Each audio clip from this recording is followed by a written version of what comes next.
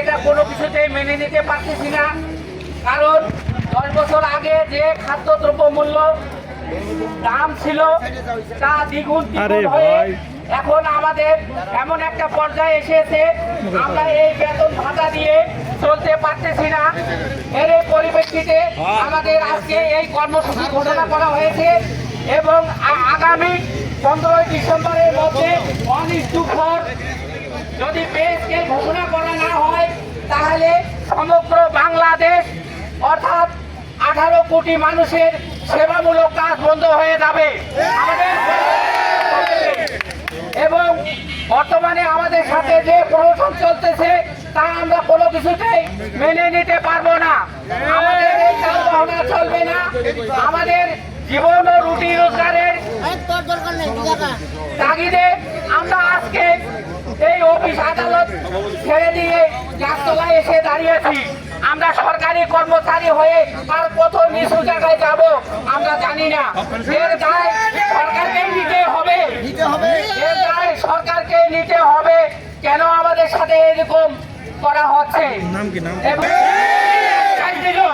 আমাদেরকে গঠন করার পর এখন বলতেছে আগামী নির্বাচন সরকার দিবে। কেন আপনি আগে এটা বলতে পারেন নাই?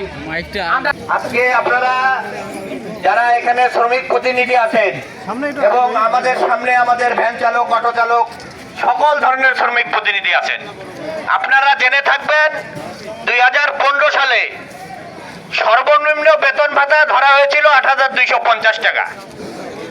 অথচ আজকে 10টি বছর অতিক্রম হয়ে গেল, এখনো সেই 8,250 টাকায় রয়ে গেছে। অথচ আমরা এখান থেকে এই যে আমাদের অটো ভাই, শ্রমিক ভাইরা আছে, ভ্যান চালক ভাইরা আছে, যারা জানেন আমরা 2005 সালে এখানে 5 টাকা ভ্যান ভাড়া দিয়ে একটা জায়গায় যেতে পারতাম, এখন সেই ভ্যান ভাড়া হয়েছে 20 টাকা। সেক্ষেত্রে তো আমাদের এটা তো সরকারি কর্মচারীর দাবি না, এটা সরকারের পক্ষ থেকে, যেহেতু একটা রাষ্ট্র চালাতে গেলে সরকারি কর্মচারীদের বেতন ভাতা থেকে শুরু করে সার্বিক আর্থিক সুবিধা এটা সরকারি কর্মকর্তাদের এবং যারা রাষ্ট্র পরিচালনার দায়িত্ব থাকেন তাদের দেখা উচিত। কিন্তু আমরা আদৌ দেখলাম না কোন সরকার এসে আমাদের এই শ্রমিকের দুঃখ ঘটানোর বিষয়ে কোনো পদক্ষেপ নিল।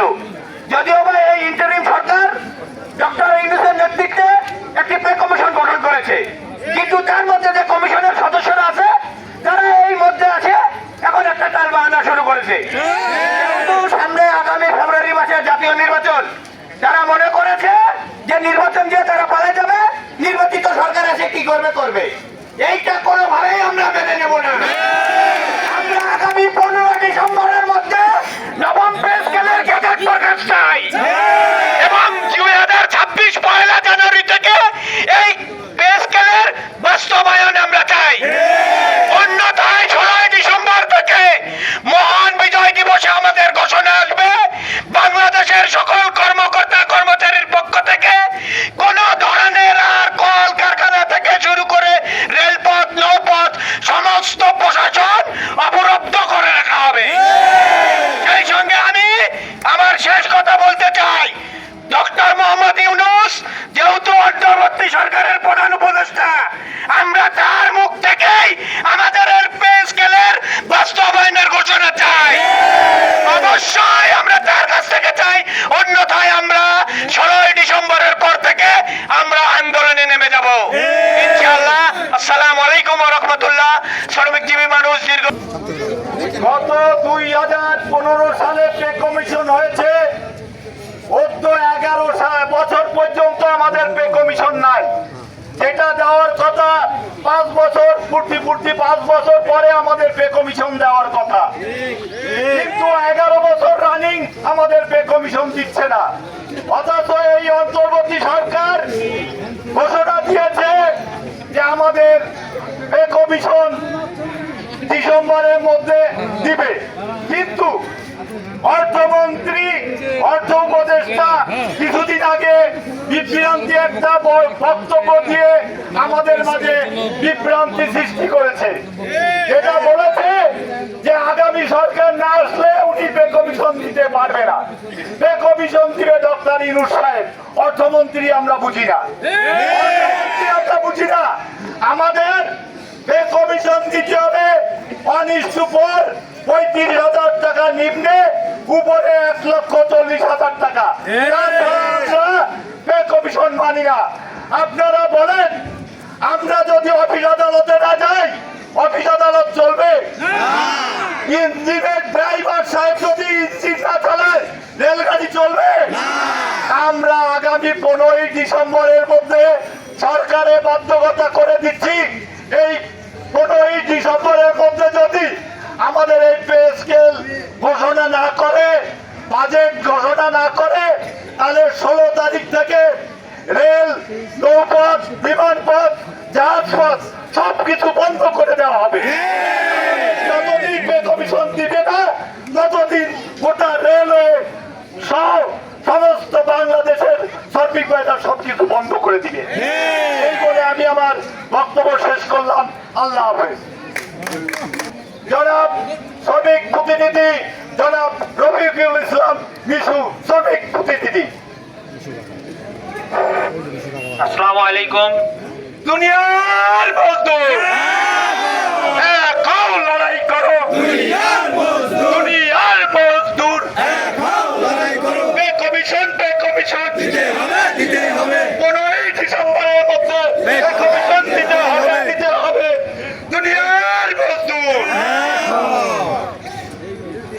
বিসমিল্লাহির রহমানির রহিম। আসসালামু আলাইকুম। আমি একটা ঘটনা বলতে চাই, ঘটনার সাথে এই পে কমিশনের সাদৃশ্য খুঁজে পাচ্ছি।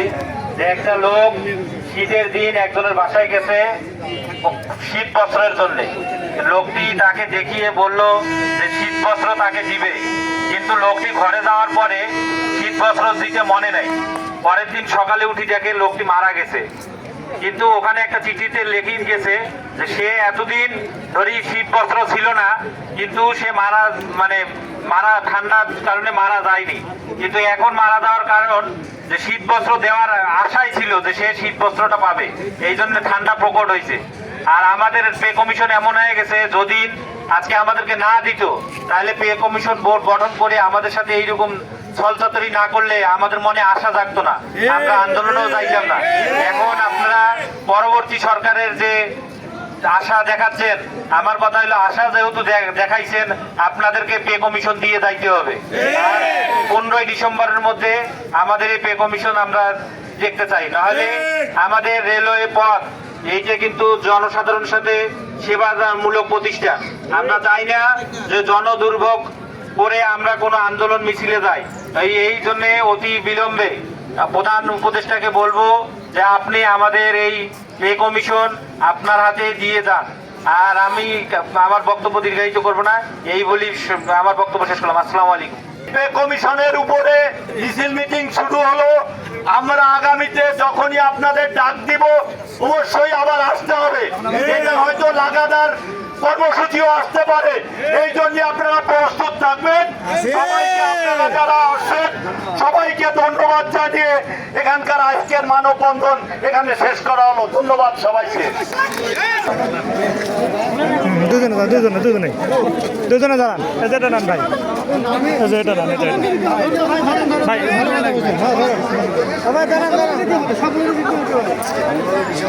ভাই ধরেন, হ্যাঁ ধরেন।